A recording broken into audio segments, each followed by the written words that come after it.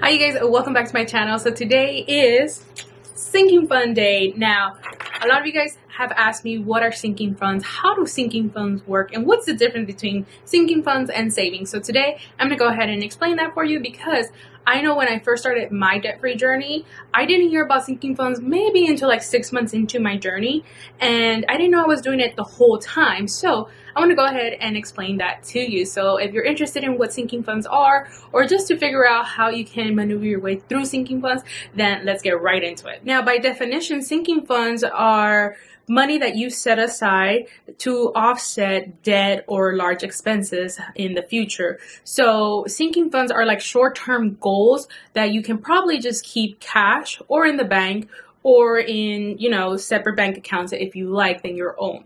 Now, a lot of people say that sinking funds are like cash flowing your expenses through the month. I beg a difference, because I feel like sinking funds are like short-term savings, whilst cash flowing is, you using that money that same month for an expense that you have. So I differentiate the two that way. And one of the things that you got to think about sinking funds, if they are appropriate for you to start them. Now, the thing when you're in a debt-free journey and you hear the term sinking funds, you think, oh my God, I am missing out on something amazing. It's something that I should be doing. And to me, that's not actually true. When I first started my debt-free journey, I think it was 6 months in until I started hearing about sinking funds. Now, at the moment, I really didn't think I needed to be saving for these minority things. But then as the time went on, I'm like, oh my God, a lot of people are mentioning sinking funds. I am missing out. I need to incorporate these in my budget. I kind of realized quickly that it would eat my entire income up pretty quickly, and I would probably end up in the negatives, or I would probably end up taking that money away from the sinking funds and using them. So today I'm just going to talk about what are the categories I use, how I started, and how my process of sinking funds kind of changed, especially now being almost 3 years into my debt-free journey. If you're interested in my debt, I will have a link above right here that you can explain all the debt that I had, how I came to be, and also a debt update if you're interested in that. But for now, let's talk about the sinking funds that I have. Currently, I have, and I keep them in a folder or a planner. I keep them in this leather planner right here. Of course, you don't need to keep it in this. This is an expensive planner. I just love my planners so much that I spend my money on them. But I have, if you guys can see, I have cash envelopes in here that keep some of the sinking funds. Now, when I first started, I believe I had like about 7, 8 sinking funds, and now they've kind of diminished into like 3. So I have medical fund, which is basically everything that I put towards what I need for copays, medication, and then just like ER visits if I need to, when and how it happens in the year. So for my medical fund, I do have an end-term savings goal, which is $500. That is usually where I would stop my sinking funds, plain in sight. $500 for my medical fund, because that would cover a lot of copays, my medication, and one trip to the ER. So that is what I keep as a sinking fund, medical, because I do tend to go to the doctors a lot. I tend to go for anxiety, for health issues, for women physicals and all that stuff, and a ton of medication that I kind of need to take. So that is one of the important things I kind of keep as a sinking fund, because I know that I sporadically go to the doctors, and sometimes I don't even budget out for doctor expenses in my normal budget. So it's nice to know that I have my sinking funds to keep me covered. Now, the second sinking fund that I have is car maintenance. This little puppy right here, I keep that because now that I have a new car, I kind of keep that one more on the down low. But when I used to have Ken, which is my car, and if you want to hear about my new car journey, I'll put it up here. He would break down. He would break down on me. A lot of tire popping, a lot of tire changes, brakes, oil changes, something wrong with, the transmission or the ignitioner. It was a lot. So I kept sinking fund pretty thick. I think I had like about $300, $400 max on that. And then one day I just used it up, and I used it up for registration, which totally saved my butt in October, because when I got a new car, I thought I was getting my registration paid for out of a pocket, because, it's a brand new used car to me. But unfortunately, my car came with registrations that would expire like 3-4 months later, so I didn't get new registration. So for October, I got hit with another $250 bill of registration, and I was like, oh my god, how am I going to get this out of my October budget, knowing that I'm, one, on workers comp, two, on a very tight budget that won't even cover it. And then lo and behold, I'm like, wait, I have a sinking fund. So that really did help me out. So that is the charm about sinking funds, is that they really help you in like a need situation like I did this month. Now that I have my new car, now all I am is saving for like new oil change, that it will come up like in another month or two, and then also like in case I have a flat tire, which is about like $45 or $50 a tire. So that is what I currently keep in my sinking funds, and that's what I save for, because I know those expenses will come, but I don't need to like save all year long for them, since I know I have a limit cap on it. And the last but not least, and this only happens in July, is my sinking fund for my Christmas fund. As you guys know, I like to have a sinking fund for Christmas, and I started in July. It gives me about 5, maybe even 6 months, because I won't even count December sometimes for my sinking fund, to save up for the holidays. Now, I usually like to do it until November, since Black Friday hits, and that's when all the specials happen.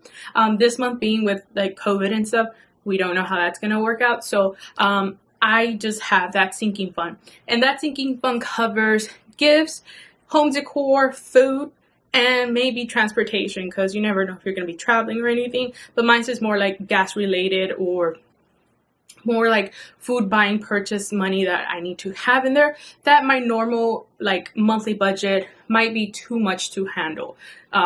That won't be able to handle it. So that's what I keep on my sinking funds. Now, before, I used to think, oh my god, my sinking funds, they need to have vacation, they need to have fun, entertainment, movie night, and all that good stuff. And at the end of the day, when I started really looking to my finances, I realized I really didn't need those things in my sinking funds. They were not a priority, and usually I would just use that money to go ahead and cover some of the expenses that were happening that month. So that is what I have for sinking funds. And now that I've talked about that, I want to go ahead and tell you about the ways you can keep your sinking funds at home or in a bank. So the ways that people can store their sinking funds are in a bank, whether it's in their checking account or in their savings, a credit union that offers multiple bank accounts or checking accounts within your own account. That's also great. There's also online banking like Capital 360. There's Betterment. There's Chime. There's Ali. I think a lot of people use that to have their savings in.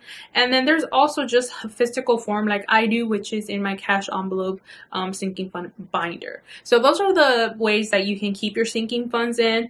Either one is great. I like mine cash because I know if I'm having an issue, I just want to be able to grab my cash and go. But I also do suggest having it in a debit card form, because if you're out and about and you have this emergency, you can go ahead and swipe your card and just have that expense done with, and like that you don't have to go back home to grab your cash in case you do have it at home. So those are the ways that you can keep your sinking funds. I'll have some links to some of these banks for you down below if you're interested.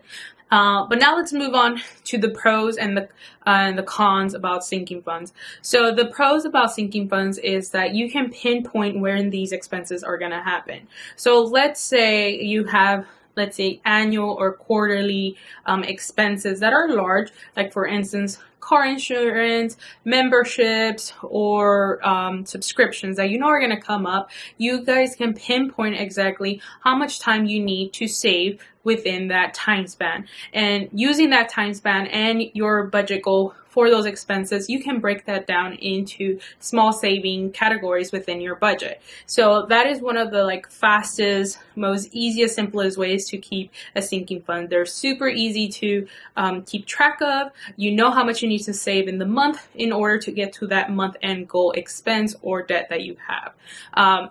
Another pro is that it also kind of comes in really handy when you are having a small mini emergency for an expense. For me, like I said, it was a registration issue that I had. I needed to cough up $250. I didn't have that within my budget, but I did have that within my sinking fund, so I went ahead and used it. So they're very good lifesavers. They really do soften the blow of large expenses that pop up, and it really doesn't break your budget in the month.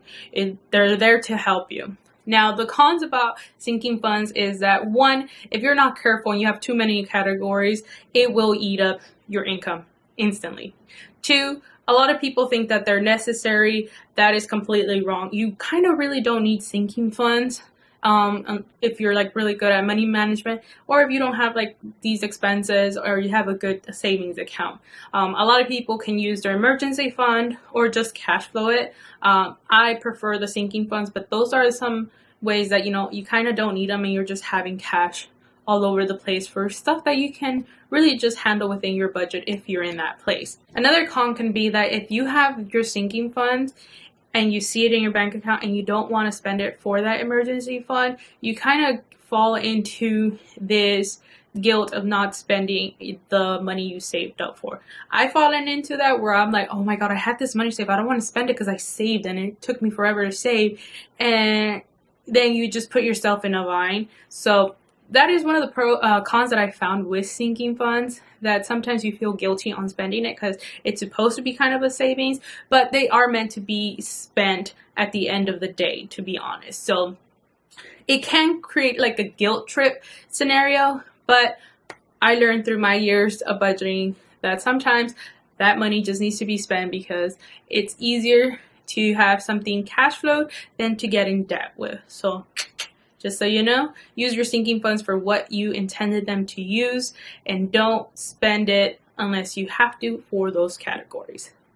All right, and I think that is about it. Hopefully I covered everything about sinking funds. Now, if you have any more questions, comment them down below. Of course, you can take my advice with a grain of salt because, you know, I'm no financial expert. This is just something I picked up during my journey. But if you have any other questions, put them down below in the comment section. Don't forget to like this video, subscribe if you haven't done so already, and I'll catch you in my next video. Bye!